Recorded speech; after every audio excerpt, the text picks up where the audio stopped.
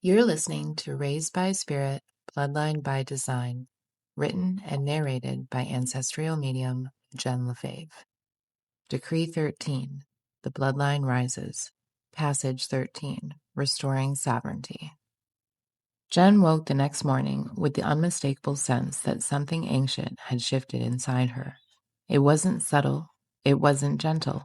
It was a rearranging of her inner architecture, as if something old had finally clicked back into place. Sekhmet didn't fade, she remained, pulsing through Jenn like a second heartbeat, steady and sovereign. As spring approached, the world around her began to realign as well. The owners of the infamous orphanage house announced they were preparing to sell the house they were renting. Though they could have bought it, the house was nearly 200 years old. Its bones were tired, its foundation worn. Energetically, it was complete. The souls who had lingered there had finally risen, leaving the land clear and at peace. They felt the truth settle with certainty. It was time to move on, not from pressure or circumstance, but because the cycle had finally turned, and the choice now belonged to them. The summer of 2021 took shape in a way that felt both ordinary and quietly transformative. As the season unfolded, they were packing up the house, and Jeremy was getting ready to move away for college. Two departures happening at the same time, each carrying its own destiny. His room had become a landscape of transition, half-filled boxes, clothes draped over the bed. Jenn leaned against the doorframe, watching him fold a shirt with the casual confidence of someone who didn't yet recognize the magnitude of the path rising beneath his feet. "Hey," she said gently. "I'm hosting a group meditation tonight. Want to join one last time before you head off to college?" He paused. He looked at her with that intuitive recognition he had carried since childhood. "Sure," he said. "Feels right." Later that evening, as the group gathered, Jenn lit the candles the way she always had. But tonight, the flames felt different. They burned brighter, more watchful, as if they too sensed the transformation ahead. As the music began, Jeremy sat beside her, and the group closed their eyes, and the room began to slip into a space where the seen and unseen breathed together as one. Moments into the meditation, Chief emerged in the center of the circle, his presence unmistakable, his silhouette carrying the weight of ages. But this time, he didn't turn towards Jenn. Instead, he turned his attention towards Jeremy. A quiet awe arose in Jenn as she watched it happen before her. The guide who had once altered her path without a word now shifting his attention to the next in line. She noticed Jeremy's breath deepen and his posture soften. When the meditation ended, Jeremy sat still, hands resting loosely on his knees, eyes unfocused, as if he was still watching something far beyond the room before them. Finally, he spoke. "I saw a lot. They were all there, all on my right, all of our ancestors. One of them told me to tell you the name Richard," he said. "They said he was your grandfather. And on the left, I saw 12 tribes," he continued. "Not tribes like we know them, but ancient ones. One chief stood at their front, tall, strong, but completely silent. He didn't speak. He only revealed 2 phrases before me, the beginning and Asheville." Jeremy had described Chief exactly. The accuracy of his vision landed with a force of truth, a quiet certainty that something ancient was moving beneath the bloodline, like the lineage itself was being called into assembly. That night, as the house settled into the quiet, Jenn felt Maggie gather beside her, the atmosphere shifting with her familiar presence. "Go to Asheville," she said. "Asheville? Where's that?" Jenn mumbled, half to herself, half to Maggie. She didn't know what state it was in or if Asheville even existed, but Maggie's instruction didn't fade. It stayed with her, steady and insistent, until Jenn finally opened her laptop and typed the name into the search bar. Asheville, Tennessee, cradled beside the Cherokee Mountains where Cora and Maggie had lived generations back, and to Jen's surprise, it was only 2 hours away from Jeremy's soon-to-be college. "Why here? Why now?" she asked Maggie. "Go to Asheville," Maggie repeated. "What's in Asheville, though?" she whispered. "The beginning," Maggie replied. "Does this have to do with Richard?" she asked. "Yes," Maggie said. "Now go to Asheville." She didn't understand completely yet, but she made the plans anyways. She, Jeremy, and her mother-in-law would spend a week in Asheville before dropping Jeremy off at college. From that moment on, life began to rearrange itself around that choice. By the evening of June 19th, the weeks had grown unbearably heavy. They had barely settled into their new home, and only 3 days remained before they would move Jeremy to the south for college. Life felt stretched thin, as if too many timelines were converging at once. That day, across town, Jen's sister's phone rang. Their mother's number lit up the screen. She answered. "Hey."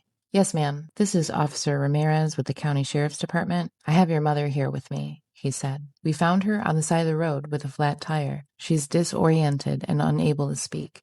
However, she did manage to dial your number and hand me the phone. Can you meet me at this location?" "I'm on my way," she said, already moving. She immediately called Jenn, and Jenn followed suit, grabbing her keys and rushing out the house. She hadn't seen or spoken to her mother in 3 years, not since the day her mother disowned her. Yet as she drove, the weight of that history pressed against the urgency of the moment, two forces colliding inside her mind. She spoke aloud to her father, the words rising from a place deeper than thought. "If I have to choose, I will choose Jeremy every time." She meant it. Halfway there, the phone rang again. "Change of plans," her sister said. "Meet me at the hospital instead." When Jenn pulled into the hospital parking lot, she saw her mother being wheeled into the ER. She couldn't stand. She couldn't speak. Her clothing was disheveled, her hair matted, her glasses missing. She looked like a woman who had been wandering through a storm no one else could see. As Jenn rushed towards them, her sister shook her head, her voice low with shock. "She's had to have dropped 30, maybe even 40 pounds since I last saw her 5 days ago. This is bad," she said. Jenn followed behind the wheelchair, her heart sinking with sadness she wasn't prepared for. She wasn't ready to face the condition her mother had fallen into. When the nurse paused to admit her, Jenn knelt beside her mother and whispered, "What happened? Who did this?" But her mother didn't recognize her. She couldn't respond. There was no spark left behind her eyes. Yet the question had not been random. It rose from instinct, the same instinct that had spoken years earlier when her father revealed the woman in the car and the pills passing through the window. She didn't know the details yet, but she was going to find out. The doors closed behind them as their mother was taken in the back. Her sister leaned forward, whispering. "She kept saying something about a letter." "A letter? What kind of letter?" Jenn asked. "I don't know. She just kept repeating it. I told her I'd come by and look tomorrow, but here we are," her sister said. They exchanged a look, the kind that carries more understanding than words. "I'll go to the house," Jenn said. "Whatever she's talking about, I'll find it. I'll grab her medications for the doctors, too, so they'll have everything, and I'll be right back. Call me if anything changes." Jenn pulled into her mother's driveway with a knot tightening in her stomach. She froze on the porch, her hand hovering over the knob. The front door stood slightly open. Her mother had never left a door open and unsecured, not once, not in 75 years. The kitchen stopped her dead in her tracks. Food sat out on the counters, untouched and long spoiled. Garbage overflowed the bins and trailed across the floor in a scattered path. Dirty clothes were piled in corners, half-packed boxes set open as though her mother had tried to leave and simply couldn't. She moved through the house slowly, her pulse increasing with each step. Her mother had always kept her home immaculate. Now it looked like a life that had fallen apart in plain sight, and no one had seen it because no one had been allowed to. Prescription bottles covered every surface, the bed, the counters, the nightstands, dozens of them. She picked up one of the prescription bottles to read the label. Full-strength oxycodone, 190 pills for a 22-day supply. She checked another and another. Some dated back 2 years, all empty. "Son of a bitch," she whispered to herself. A 75-year-old diabetic on a do-not-prescribe list. Yet her doctor somehow managed to give her enough narcotics to make a drug dealer wonder who her supplier was. Jenn felt the heat rise. "This is what you were living in?" she whispered to the empty room. "This is what you chose instead?" As she stepped into the bedroom, something rose through her awareness with a clarity that felt like someone was speaking directly into her ear. "Take your father's ashes and all of our jewelry out of the jewelry box." Jenn didn't question it. She crossed the room with a sudden urgency, gathering the ashes and the jewelry and placing them carefully into her bag. When she turned back towards the dresser, she saw the letters. The first was blunt, clinical, final. Her mother had been dismissed from her doctor's practice after 10 years. Every prescription cut off. No explanation beyond a few lines of policy. The second letter, dated only 3 days later, told the rest. Her mother had gone to the hospital but left against medical advice. She continued reading the diagnosis one by one. Pneumonia, diabetic ketoacidosis, dehydration, severe withdrawal, all listed on the St. Mary's Hospital letterhead. Jenn let out a slow breath, the kind that comes when truth settles in a way you wish it wouldn't. Shit, she whispered. Of course she left. The realization landed. Her mother had been trying to outrun the one thing she couldn't bargain with. Driving back to the hospital, a thought surfaced briefly. Who was it that told me to take the ashes and jewelry? But as quickly as it came, it slipped away. When she returned, she handed the letters to her sister and described the house. Her sister's face shifted from shock to something sharper. This was not a mistake, her sister said quietly. This is negligence. You think? Especially considering her past, she said.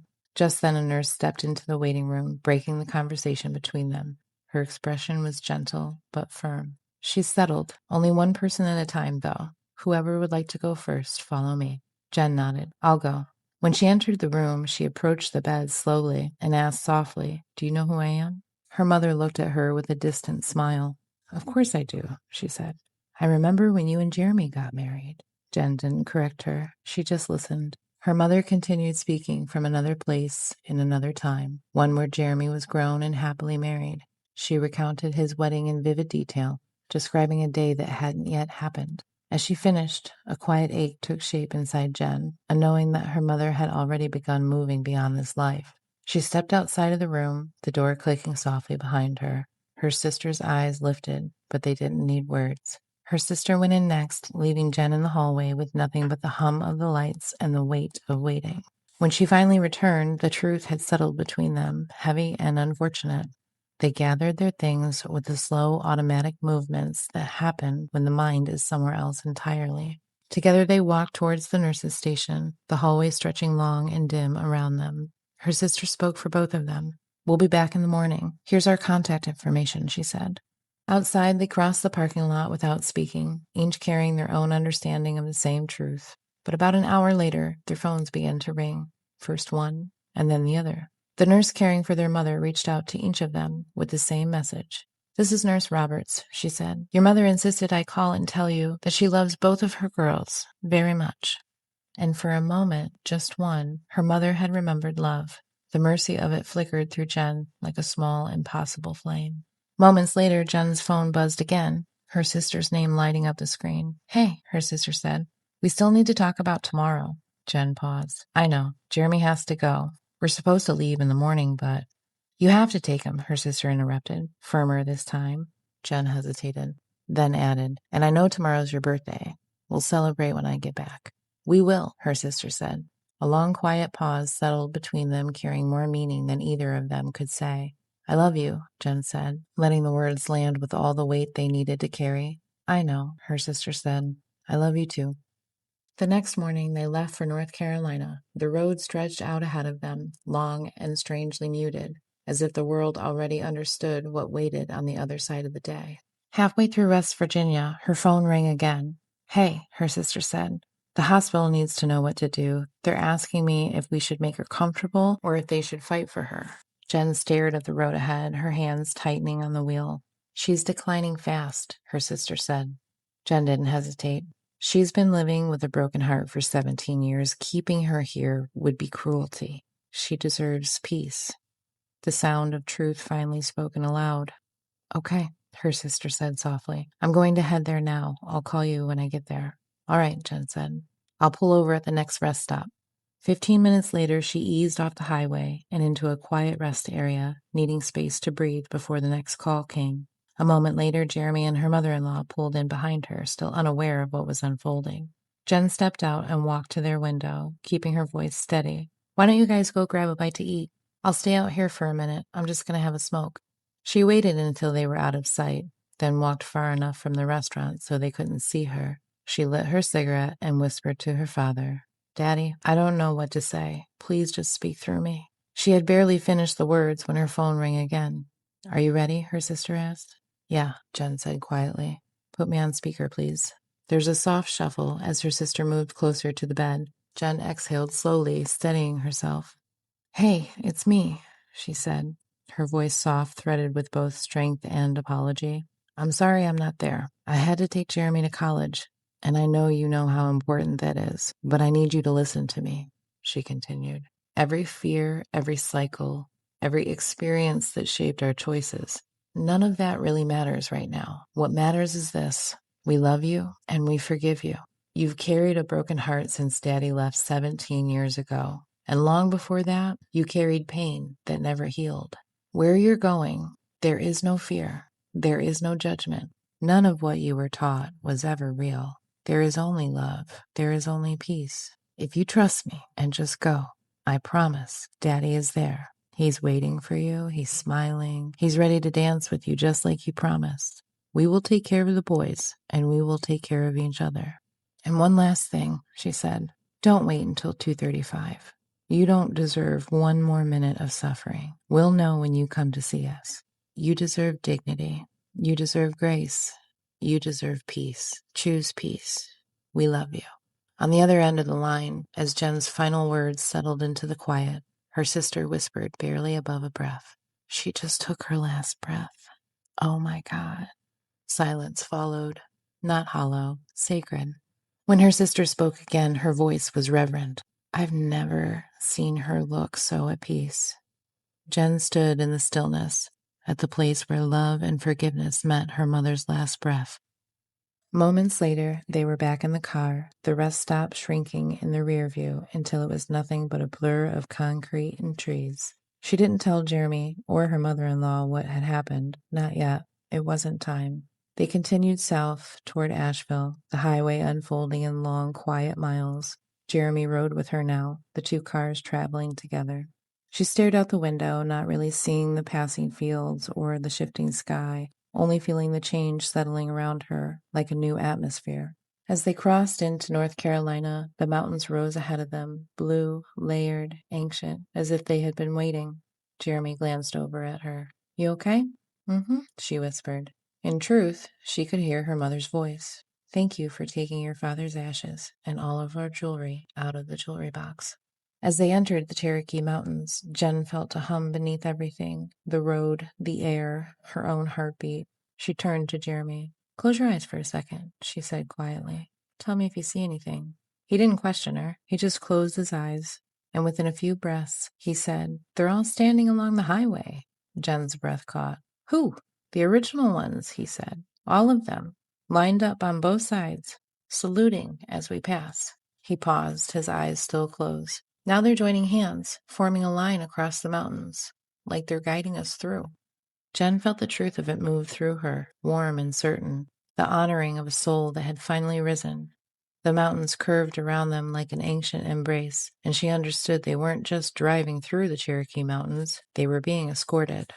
A few hours later, they finally reached the hotel just before dusk, the sky dimming into that soft, in-between light that always felt like a doorway. Jenn checked them in on instinct alone, her movements quiet. Everything around her felt muted, as if the world lowered its volume so she could hear something deeper beneath it. Jeremy and her mother-in-law settled into the room next door as Jenn finally let herself sit on the edge of the bed. The quiet met her instantly, full and expectant. She didn't cry. She didn't collapse. She simply sat and allowed the quiet to gather around her like a blanket that knew her shape.